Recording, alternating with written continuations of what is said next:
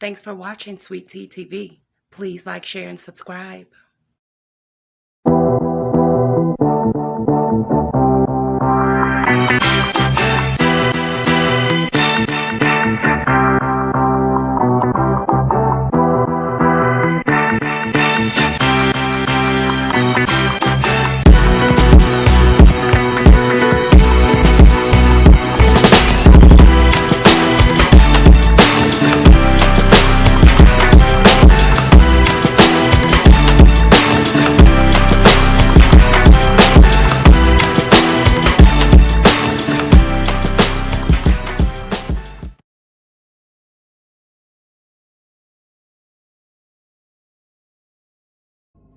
Nipsey Hussle and Eric Holder both grew up in the same Los Angeles neighborhood, where they both were part of the same gang known as the Rolling 60s, and they both were aspiring rappers. However, Nipsey would go on to become a hip-hop star and neighborhood legend, and also a local hero. Holder's music, however, never caught on. He went by the name Fly Mac, but everyone in his neighborhood knew him by his nickname. On March 31st, 2019, after Hussle calmly told Holder he was gaining a reputation as a snitch, the 29-year-old Holder shot and killed the 33-year-old Hussle, according to the police, prosecutors, and witnesses. Holder has pleaded not guilty.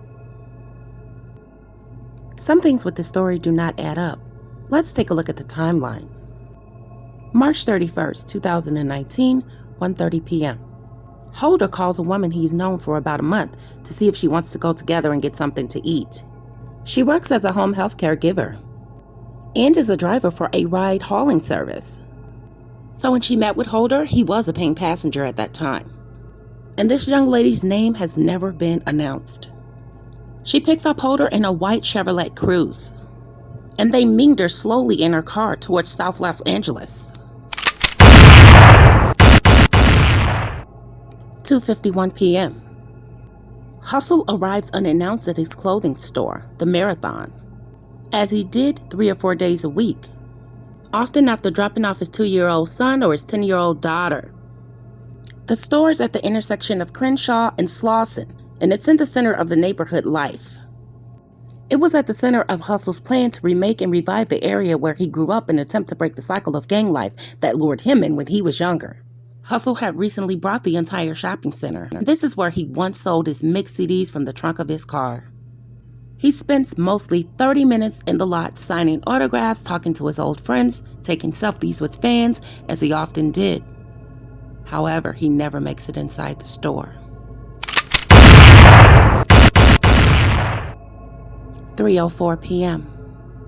Holder and the woman, driving mostly aimlessly, looking for something to eat, pull into the shopping plaza at Crenshaw and Slauson at Holder's behest. So at that time, there was no evidence that he intended to go or knows where Hussle will be at that time. Or did he? As the woman is parking, she spots the rapper. And she says, "I was like, oh, there goes Nipsey Hussle.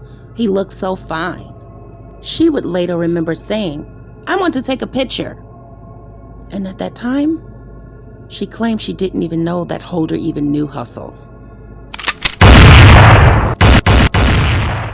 Holder walks into a burger place in the complex and orders his chili cheese fries, and he steps outside to wait. Hussle then spots Holder. "Is that shitty, cuz?" he asks a friend. 3:07 p.m. Kerry Lathan and his nephew Shermy arrive in the parking lot, headed to the Marathon. Shermy told Lathan he needed a lot more new clothes since he had been wearing the same things in the months since he was released on parole from prison for a murder conviction. Hussle had sent Lathan a care package after his release, and as he did this for many ex-convicts from his neighborhood, as they all re-entered the outside world. Lathan had met Hussle once before and is pleased to see him. 3:09 p.m. Holder, who is shirtless and showing the large tattoo that reads 60s across his stomach, and the woman he was with walked over to Hussle. The rapper Nipsey Hussle then tells Holder that word on the street is he had been snitching. And at that time, Hussle's employee and friend, Herman Douglas, was standing right next to him. Douglas hears Hussle tell Holder there are rumors he had been talking to authorities about the Rolling 60s gang. "You need to address it," Hussle says. According to Douglas, basically telling the guy you need to be careful. You need to know because people got some paperwork on you. Douglas stated that he was more or less trying to look out for this dude. Holder responds that those that were talking about him have only been hating on him. Holder then asks if Nipsey or anyone around him had heard his new song. And all of them stated, "Hell no." So this talk lasts for about 4 minutes. And all who hear their conversation says that no voices were raised and that no one seems heated or angry. 3:12 p.m. Holder's companion walks up and takes a picture with the rapper, who is very friendly. She immediately posts this picture on Facebook, and the caption read, "Look at me, I'm with Nipsey Hussle." Holder goes back into the restaurant to pick up his order. The two pull out of the shopping center in her car. Holder then tells her to pull into an adjacent parking lot so he can eat his food. After taking a few bites of his fries, he stands up, takes out a 9mm pistol, and loads it. And this is what the woman that was with him stated. She later said she had often seen him with guns before, but never had seen him load one once. Holder then gets out of the car and tells her to wait. Then Holder heads back to the shopping center. 3:19 p.m. Holder then walks up to Hussle and says, "You're through." According to one witness, then he opens fire with a pistol and a revolver, shooting Hussle at least 10 times. One shot hits his head, other lodges in his lung, and another severs his spine. "You got me," a witness hears Hussle say as he falls to the ground. Holder kicks Hussle in the head twice and flees. Lathan and his nephew had been standing right next to Hussle and are both shot, but neither of them were critically injured. 3:20 p.m. Holder returns to the car. The woman exclaimed. She asked him, "What is going on? What's going on?" The woman later said, "He's like, drive before I slap you." She states that this is the first time Holder has ever been harsh with her. The woman stated that she had heard shots, but she drives away with no understanding to what had just happened. She stated she felt like there was a shooting going on, and she said she didn't know who the shooter was or who was shot.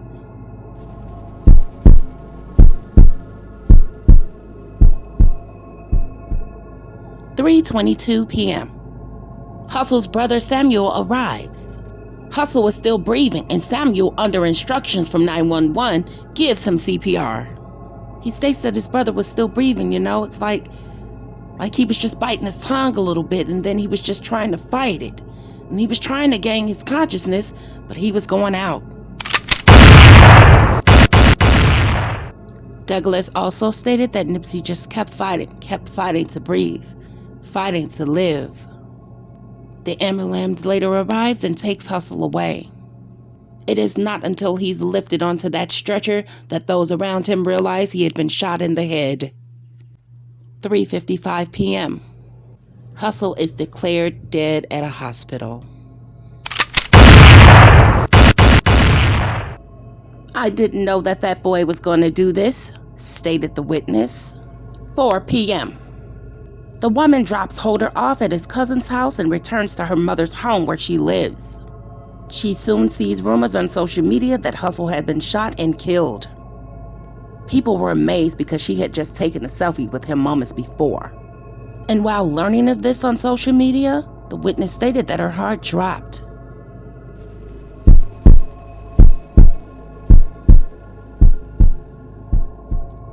"8 p.m. Holder calls the woman and asks her to pick him up. And she does, and she brings him to her mother's house to spend the night.